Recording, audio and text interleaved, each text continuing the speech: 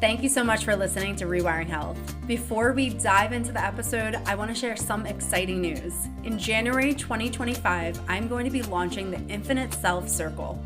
This is a membership community where women just like you who have spent years abandoning themselves, spent years putting themselves last, prioritizing others' needs before their own, and silencing themselves in the process, who have dealt with health impacts of stress by living like this, are ready to step into the new version of themselves. This is a membership community where you will gain support from other women just like you who are wanting more in their life, wanting to feel fulfilled, a sense of purpose in their life, and feel like they have a sense of calm and inner peace for maybe the first time in a long time. If this resonates with you, I invite you to check out Infinite Self Circle.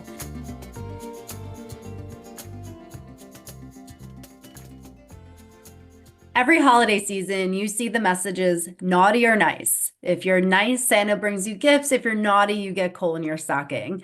And while these messages seem so innocent and you see them plastered all over the place, are they carrying some subconscious messages behind them?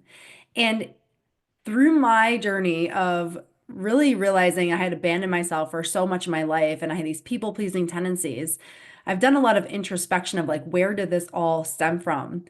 And something that was really eye-opening the other day is that my son came up to me and said, "Have I been naughty at all this year? Like, am I going to get gifts from Santa?" And it really made me think about that he has been exposed to this, of course, through school and, in society and everything plastered that you're either naughty or you're nice. And that these are mutually exclusive. You can only be naughty or you can only be nice. If you're nice, Santa brings you gifts. If you're naughty, you get coal in your stocking and no gifts. And it really made me think about how is this messaging contributing to how we show up in society? And is this perpetuating some of that people-pleasing tendencies to always be nice, regardless of how it's making you feel internally? And this made me think about what is it like to show up in this world as a nice person? And often it means that we're agreeable. We're trying not to ruffle any feathers. We want to keep everything smooth. We feel like we're responsible for others' emotions and reactions to things that we say. So therefore, we monitor ourselves. We try not to say anything that might be somewhat disturbing to somebody or may cause them to feel an emotion that is deemed as a more negative emotion. We feel like have to be selfless, that we always have to put others' needs before our own.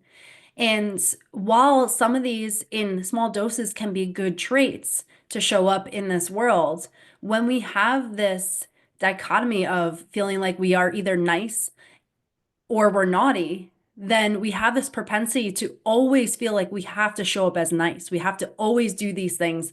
Otherwise, we are, quote, a bad person. And this can be really damaging, especially if you are someone who has that tendency to self-abandon and you're carrying these subconscious messages your entire life of, if I'm not nice, then I'm bad. So what is the opposite of nice? What are some of these beliefs that we have that if we don't show up as that agreeable, people-pleasing, keeping everything smooth person, then what is it that we're showing up as? And a lot of times it's that we think we are mean, that we are selfish, that we are an asshole or a jerk or just someone who's just not caring of other people. And there's such a huge difference between I have to be nice versus that.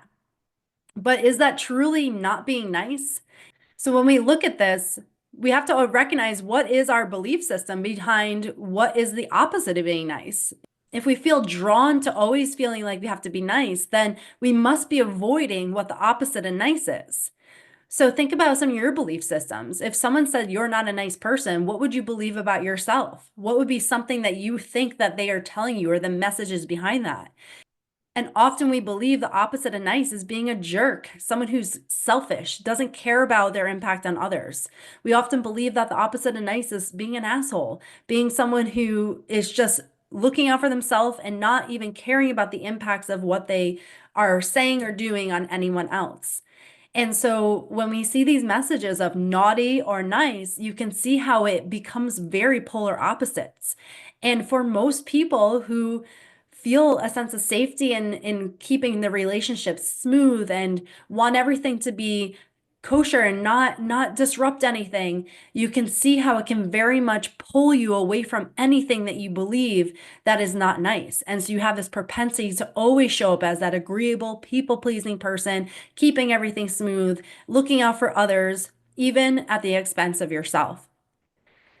But let's look at what the opposite of nice actually is. Because that's not actually true that if you're not nice, you are a jerk. If you're not nice, you're selfish. The opposite of nice is actually very different than what you may think of it. And it's also something that we really have to recognize that it isn't this naughty or nice polar opposites. It's very, very different than that. And I want to make it very clear that nice and kind are very different. You can be a kind person and maybe not always be nice, as it's kind of defined. You may not be agreeable, but yet you can still be kind. So, what is truly the opposite of nice? The opposite of nice is being direct, it's being real, it's being authentic, it's living aligned with your values, feeling the freedom to be direct and truthful because it is something that within you feels aligned with how you want to show up in the world. It's not worrying about the perception of other people or how the outside world is going to view you because you're so aligned with who you are and you're so aligned with showing up as your authentic self and speaking your truth and feeling like you have the freedom to be who you are, even if it does ruffle feathers. It's recognizing that you have a value system that is meaningful to you and that you're not willing to relinquish that and you're not willing to abandon yourself for the sake of having a relationship or keeping the external world at peace.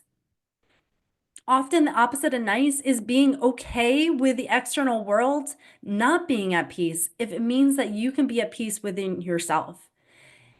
And this is where we see so much sacrifice that so many of us get stuck in this fight within ourselves, this internal resistance that I have to show up as that nice person, that agreeable person. I have to do what others expect of me. I have to play that role over and over and over again in every situation. Because if I'm not playing that role, then it means I'm not nice. And if I'm not nice, then I think I'm an asshole and I think I'm a jerk and I think I'm going to be the person that people don't like and view as selfish.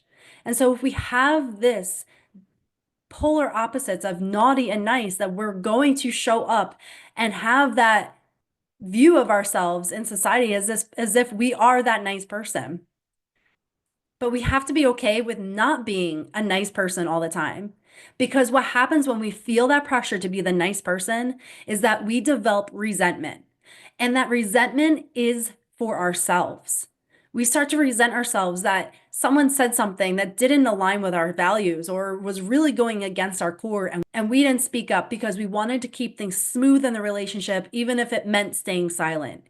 The resentment comes when we feel like we have to always be agreeable, always direct our energy outside ourselves in situations that we don't even want to be put in or be around, or around energy we don't want to be around. And then we continue to self-betray, self-sacrifice just to throw ourselves in situations, yet to only come back to ourselves in those quiet moments of being like, why did I do that? Why did I waste that day? Why did I waste that energy on that person or that relationship that didn't feel aligned with who I am and what I want or my truth? From my experience, having that self-resentment, that discord within myself was no longer worth the peace outside myself. And that was truly when I started to feel some more joy in my life, when I realized that it's okay for me to speak up. It's okay for me to live in alignment with my values. It's okay for me to speak my truth, to feel my truth, to live in alignment, whatever feels right for me, even if it means being viewed as maybe not nice. And that's such a hard lesson to learn because the thing about being nice is that it keeps our situation outside, again, at peace. It becomes a sense of safety when we feel like there's certainty or perceived certainty in relationships, that if those relationships are good, if I'm viewed as being a nice person, if I'm agreeable, if I'm always pleasing people, then I can have a sense of safety in myself because the outside world seems like everything's good, then I must be good within myself. And that's not how it works. Often, when we're trying so hard just to keep everything at peace, we are self-sacrificing, we are self-abandoning. And that is truly when we feel that inner resistance. We feel that we're searching for joy. We're trying to feel some peace within ourselves, and it feels just so disruptive because you can't be nice 100% of the time and also be authentic with yourself. And so I want to share this message with you. If you're feeling that pressure, if you're feeling these subconscious messages that are thrown at you that you're either naughty or you're nice, and that if you're not nice, it must mean you're naughty, that is not the truth. As much as this season may want to share that with you, the truth is that it's okay not to be nice. And it's okay for you to live in alignment. And sometimes you're going to be perceived as a villain. And it's in those relationships that maybe you have to play that role, because if it means that you're going to abandon yourself not to be the villain, then it may have to be that way. And it's a really, really tough lesson to learn. But I want you to hear this because this is something that I needed to hear years ago, in realizing that I didn't have to be nice all the time. I didn't have to be that person that was agreeable, that would laugh at jokes I didn't find funny, or that put myself in situations I didn't want to be in, or kept relationships just for the sake of not being disruptive.